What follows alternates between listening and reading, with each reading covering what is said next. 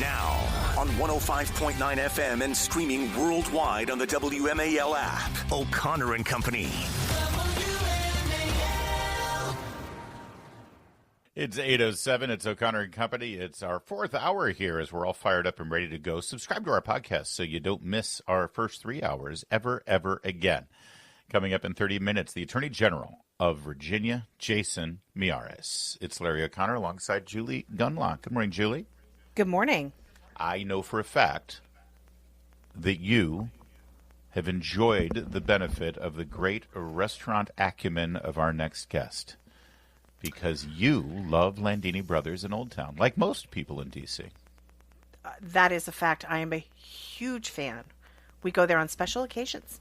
There you go. Well, it's a special place. The way Landini is part of the Landini family, of course, and their restaurants, Landini Brothers, the aforementioned, also the Junction Bakery, Fish Market, Pop's Ice Cream. Noah, thanks for joining us this morning. You guys are too sweet. Good morning. Well, you must be watching with bemusement and frustration as you see politicians and media personalities talking about how safe D.C. is, how there isn't a crisis here, that sure, there were a couple of bad years, but everything's fine now. You've had firsthand experience as a small business owner dealing with this, haven't you? You know, we were talking about crime a couple of years ago, and it was hard to get anybody to acknowledge there was a problem. Yeah. Even when you came out with statistics like 1,000 carjackings in 1 year in a small town like D.C., which to me is just absolutely insane.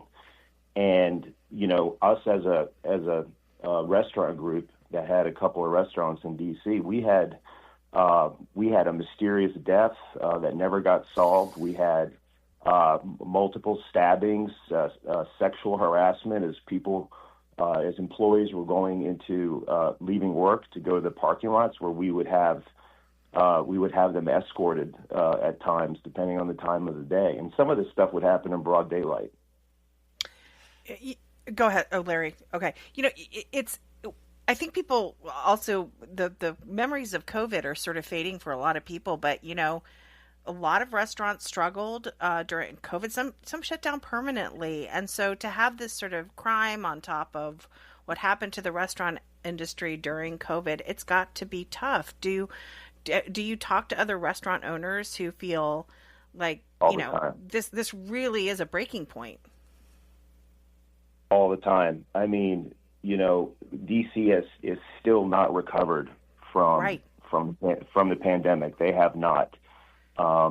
You know, we came out of the pandemic, for example, reopening all our restaurants, and then we had to deal with the crime wave that wasn't being addressed, which is now finally being addressed. And I do love the fact that D.C. leadership are acting like, you know, they're on it now and they're doing something about it. When all this time they haven't even acknowledged it, and half the problem they created themselves. We come out of the pandemic, we have major crime, we have people moving out of the city, we've got, you know, commercial office space at like 40% occupancy, less occupancy than what it was. You know, as small businesses, we're looking at numbers that are 30 or 40% lower than before the pandemic when we were killing it. And like, you know, in the restaurant business, if you're down 20%, you're in the red. If you're 40%, you know, you're closing your doors. Like, we have small margins, and we're always getting, you know, it's like I said, D.C. can't get out of the way. We're always getting picked on. Everybody's got their hand out. They see a busy restaurant, and they think, you know, we're just printing cash in the back, which we're not. They have no idea how much it costs, and especially in D.C. where, you know, across the river, it costs me 15 to 20% less pound for pound to run a restaurant than it does in D.C. So it's a constant uphill battle. You know, you mentioned this, and we saw how the district government worked during the pandemic when restaurants were threatened with their liquor license if they didn't comply with vaccine passports and allowing customers to come in. So the reason why you're speaking out, but a lot of your colleagues, a lot of other restaurant owners, they won't do it. And is it because they're afraid of repercussions if they actually tell the truth about how they're affected? I mean, yes, I think so. It also depends on the group and kind of where they stand politically. And I'm friends with people on both sides, restaurant groups larger than ours, who do very well in the city. Some of the restaurants are doing very well in the city, especially if they're institutions, which we can name a couple, or if they're newer restaurants that, don't even last a year. And I think I saw a statistic the other day that on average we're closing 2 restaurants a week in DC, or at least at one point we were. Jeez. And, when we're looking at all these things like, coming out of the pandemic, dealing with the crime wave, then city council throws Initiative 82 at us, which is just going to make it more expensive to the consumer. And that's another thing. All of this gets passed on to the consumer. All of it. Whether it's you want to pay the employees more, fine. If I pay more, you pay more. Food prices go up, it's going to get passed on. We have margins that we have, in every category. There's a formula on what it costs to pay the electric bill and pay your people at the end of the day. So, and crime is no different. That's going to get passed on to the consumer because they're going to make decisions on where they want to go eat or where they don't want to go eat anymore. I'm so glad you brought up some of those things. It's death by 1,000 cuts. In Alexandria, there's a restaurant tax. Then they ban styrofoam containers, meaning you have to buy more expensive things. And then all these other sort of restrictions, and even like parking restrictions in front of these restaurants. I mean, it becomes so difficult for restaurant owners to keep up. I mean, how do you keep up? Do you have a good lawyer, or do you have staff that's dedicated to that? Because just from a consumer standpoint, it's amazing the types of restrictions and regulations they throw at you. I always kid around. It's one of the busiest people in our company is our lawyer. It is. That's wild.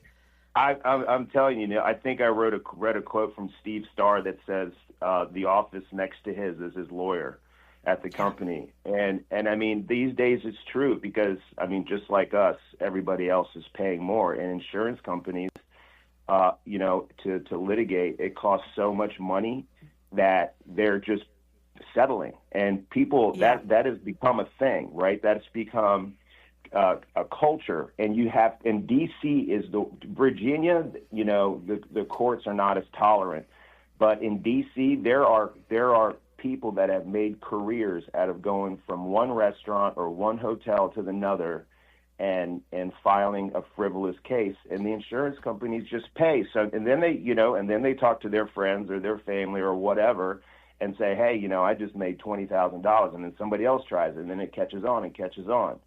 So, yeah, I mean, it doesn't end with it. It's every hard line item too. It's not just your cost of goods sold that are just really, really expensive. And I know that it's got to pain you to sometimes pass that cost on to consumers, but it is hard for a lot of families to go out to eat now. My husband and I always joke that everything's date night because we're not taking the kids out to dinner now. But I it's got to pain you, but consumers have to understand that it's not restaurants just being greedy. It is trying to keep up with these regulations that are put on restaurants by these politicians. So I don't want to make it political, but your vote matters, and it matters to restaurants that are trying to run a business and keep prices at a reasonable level. I mean, is that something that you struggle with talking to your customers about? I don't know of a single restaurant operator that is running their business in a greedy way. Right. I've been doing this a long time, and I can tell you, for a lot of reasons, not just crime in DC, but it is way more difficult to run a restaurant or any type of venue in the hospitality world. It is way more difficult today, and it's like when they just keep piling these things on. I have this kind of joke, but it's true. When the legislation comes out that makes it more expensive to run, or we have issues like crime that is not addressed, or like you said, parking, and all these other things that sometimes we take for granted, but goes ultimately to the decision that a consumer makes when they go out to eat. Yes. And especially as it comes to the cost of doing business, I'm always like, okay, that's fine, but the price of the cheeseburger just went up, and I don't want to hear any complaining. Well, listen. Huge fan of yours, yeah. There's one thing to, cope with all of that stuff and the regulations and the cost and everything, but then add to the mix, consumers, your customers, your family. You do treat people like family at Landini Brothers. That they actually have to have the conversation, well, do we want to go out for dinner? Because if we stay too late, then we have to deal with, being afraid, dealing with crime. And putting our life at risk or our car at risk for going out. It's just too much. It's too much for you to have to deal with.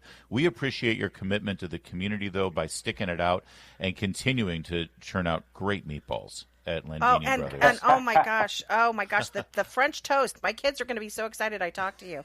We love all your stuff at Junction. We just got a great new chef at Junction, Chef awesome. Scott. So look for him the next time you're in there. He's a great guy. Noe Landini, Landini Brothers. Thank you so much. And save the table for guys. I'll bring my cigars for Rex, too. Let's not forget Rex, all right? We love Rex. I will. Thanks, man. WMAL, making sense of the news. Live from the Home Paramount Pest Control Studios. Home Paramount, the leader in pest control since 1939. Well, if you were enjoying that little break of conversations every single day about Taylor Swift and her squeeze, Travis Kelce, I've got bad news for you. Big announcement yesterday on the Kelce Brothers podcast. Take a listen. So I wanted to show you something. Okay. What do we got? We got a briefcase. Yep. Mint green with TS on it. Yep. What's in it? This is my brand new album, The Life of a Showgirl. TS12! Yeah. There you go. That's the big They announcement. seem excited. New album coming out. It's already, it's been announced and the track list is up on Spotify. People have noted that she's working with a producer again that she hasn't worked with in several years, and I couldn't have less interest. I'm sorry. Taylor Swift was so 18 months ago. Yeah. But well, it's there's a deal. There's a number of young women who will be very excited about this. It's an original studio album. She's been working on it, I guess, in between all the concert dates and going to football games and ruining her boyfriend's life. And why aren't they married? Honestly, why aren't they married? Get married. She's what? She's pushing 38. She's 35, first of all, and that is hardly over the hill. It is if you want a baby. I mean, I'm sorry to ruin everyone's life here listening, but you can't wait. You got to get on that. I mean, I know she has all the money in the world. She can probably print a baby. Okay, yeah. But I don't get it. Are 3D printers getting that sophisticated? I bet they are. And honestly, they need to break up. Honestly, get married. Have a baby. This is just so boring. I'll tell you something. Meredith is like this too. When she sees a couple who have dated like this publicly for a while. Well, and also it's like they're in their 30s. It's one thing if you're like dating met in college or high school and you're dating. If you're in your 30s and you're like 30s, going on 4 years, like and you're not engaged yet, it's doomed. Yeah. That's her opinion. No, you're just cuddling and doing movie night. That's it. Well, that's what you're doing. As Meredith puts it, you're playing house. Yes, but you're not really in it, and there is a big difference. Well, we'll see. But meanwhile, instead of proposing to his girlfriend, Travis Kelce, and by the way, instead of getting in shape for the football season, he looks really out of shape, Larry. He looks great. Hey, he did not. Okay, I'll let you have this. Go ahead. Let's talk about he's doing a GQ photo shoot. Yeah, you're really annoying since you've been training for this marathon. I'm not saying he's out of shape. Instead of getting in shape. I don't mean that he's out of shape. I just mean in terms of his football skills. He had a couple of bad games there in the playoffs. Look, you're talking about this GQ spread. He at least looks like a man. He has chest hair, okay? That's true. This is one thing that stuck out to me, too. Thank you for finally acknowledging that men have hairy chests. Why did we go through this 20-year era where every man was seen with his shirt off, and he looked like a prepubescent boy. I don't want to hear about your chest hair, okay, and how you finally feel you're back in again. Spoiler alert, I have chest hair because I'm an adult male. It's a thing. But, I watched a movie and Brad Pitt takes his shirt off and it's like, what the hell? Why does his chest look like a skating rink? He looks like a Ken doll. What Obviously, are you, waxing? Look, this guy looks like a super fit, but he you can tell in the future it's going to be total dad bod. Women like that. Which is fine. I got nothing wrong with a dad bod. With that. But honestly, he looks like a man. He looks like he's going to go kill an animal. Okay. Right? This is that weird. Looks good. They show he's in a swamp holding an alligator wearing a giant Viking furry explorer's hat. Vikings are hot, okay? With First chaps and something. All right, so you're into it. Yeah. Yes. He looks a little too into it, apparently. Let me just say, they're both in their late 30s. Yeah, he looks better. You're for so his mean. Age than she does for her age. She looks like a woman in her 30s. Well, enough said. Larry! There's nothing wrong with a woman in her 30s. Coming up, we're going to be talking to Virginia Attorney General Jason Miyares. Lots to cover. You don't want to miss it. Keep it here. It's 8:30. WMAL-FM, Woodbridge, Washington. A Cumulus media station. Making sense of the news. News Talk 105.9. News now. Now on 105.9 FM and streaming worldwide on the WMAL app. O'Connor and Company. 8:37, O'Connor and Company. We've established that grown men do, in fact, have hairy chests, and there's nothing wrong with it, and you don't have to go through extraordinary means to remove that hair, right? Have we established that, Julie? As well, we have established that 30-year-old women are not old. Okay, there we go. Don't drag me back into that. And let's not drag Attorney General Jason Miyares into the question of hairy chests or Taylor Swift. He joins us now. You know what you're getting when you come on this show, Mr. I have no idea what I just walked into. That's all I'm saying. None. Well, no worse than attending a school board meeting in Fairfax or Loudoun County, certainly. We got a lot to get to. Let's first ask you about last night's vote at the Loudoun County School Board. They are defying the Education Department. They are just fine being in violation of Title IX. They are sticking with their gender policies. First of all, is that a violation of any state law in Virginia? I know that the governor has put out directives for school boards, but do they have the autonomy to do this? Well, listen, it's a free country. They can make these type of decisions, but now they have to deal with the possible consequences. And the possible consequences is it's going to be a clear violation of Title IX. It's going to be, I fully expect there's probably going to be some type of litigation that's going to be involved. And the idea that they would put in millions of dollars at risk of federal funding ought to preserve a policy that 15 years ago, everybody would have thought was insane. If I was going to say 15 years ago, a school district was going to risk federal dollars, federal funding, because they were insistent that biological boys could be in women's private places, could be in their bathrooms, could be in their locker rooms, could be on overnight trips, and to play on their sports team. Nobody would have believed you. Right. But this shows you just how far to the left, how aggressively to the left the Democratic Party has shifted. This is not something anybody could have foreseen. And I tell my team all the time, it's never too late to do the right thing, right? Mm-hmm. I would say it's still not too late for them to do the right thing. They're going to have to now deal with the consequences of what the federal government is going to be doing. But right now, it just seems like a totally misguided, misplaced effort. And it's what I've said before, being so open-minded, your brain falls out. This is Exhibit A. Yeah. This is unbelievably leftist ideology masquerading as policy is exactly what this is. Well, you mentioned consequences, and it isn't as though we haven't seen consequences of these insane policies. Obviously, the sexual assault of a student in a Loudoun school, and also you've launched an investigation into Loudoun schools after those boys were filmed in a bathroom by a young woman. Right. What is the status of that investigation? You might not be able to talk about it, but what is the status of that investigation?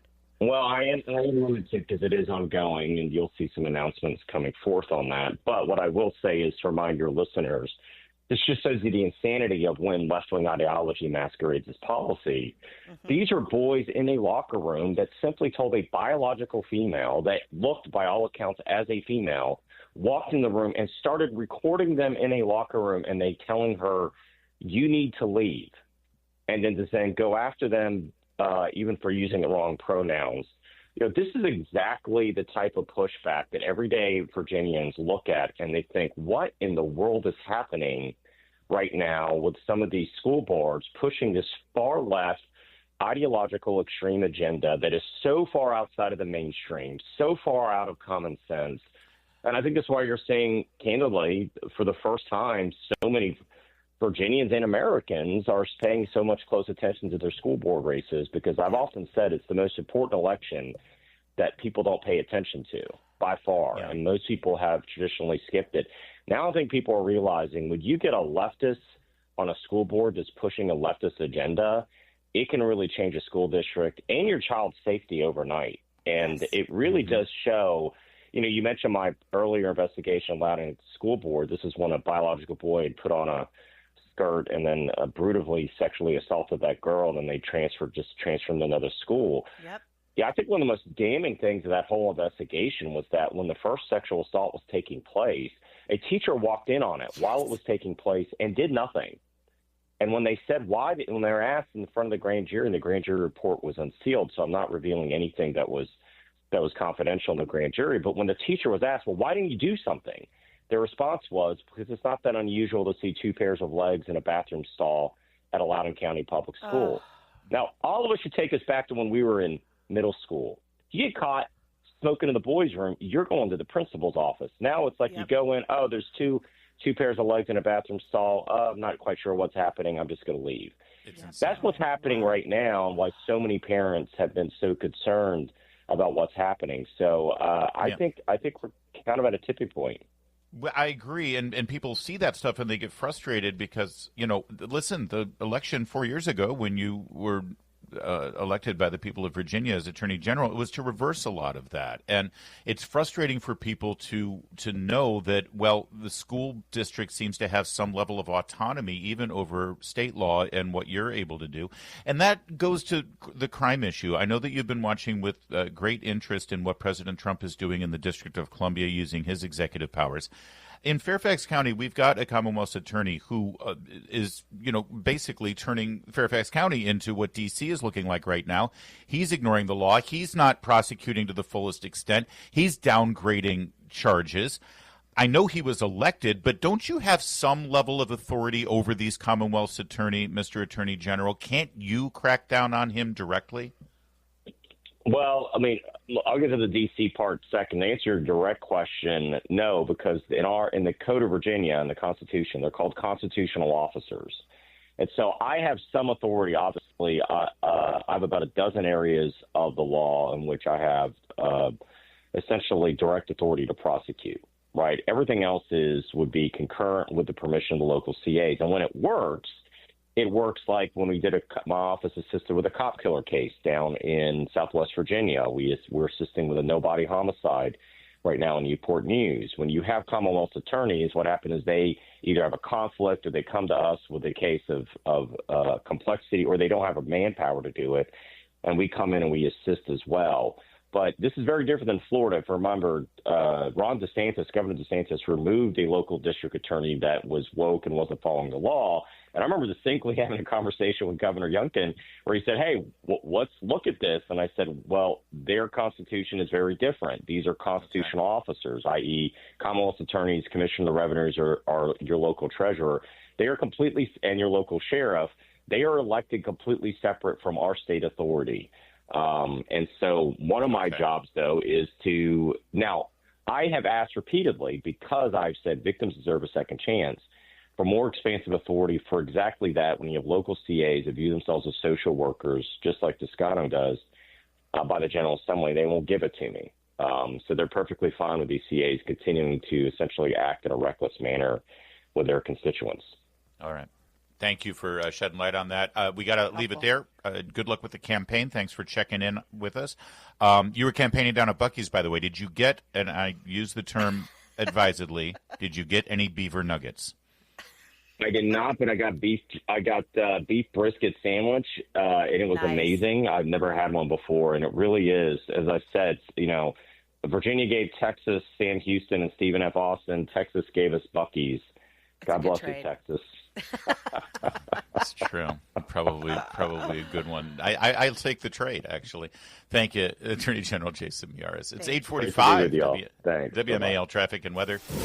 See, we went from Travis Kelce's hairy chest to beaver nuggets. We came full circle. You saved it. I think you did well. Yeah, I think it's all good. WMAL's Vince Colonnese, weekdays at noon on 105.9 WMAL, making sense of the news. A really curious post from former Governor Larry Hogan. Over the last 2 days, he's been active on social media touting a brand new poll. When Larry Hogan left office, he had a 76% approval rating. Oh, no, wait, this isn't even when he left office. This is recently, in the last couple of months, excuse me. When he left office also, by the way, he had an approval rating. Wes Moore, the current governor, is now just at 50% approval rating. He's down 14 points in just 12 months. So let's just track this. Larry Hogan, former governor, 76% approval. Wes Moore, current governor, 50% approval. That has the makings of a pretty good matchup if Larry Hogan wanted to run for governor. So why is Governor Hogan posting these numbers and these graphics on social media unless he's going to run? Ego. That's pathetic. Yes. With all due respect to Governor Hogan, and we've had our disagreements over the years, and we've had our agreements over the years, and yes, God bless it, I would rather have him than Wes Moore right now, because Wes Moore is driving this state into the toilet. But don't be putting up these graphics of how popular you are and how unpopular Wes Moore is unless you're putting together a campaign committee and you're going to run for office. Otherwise, you're wasting our time.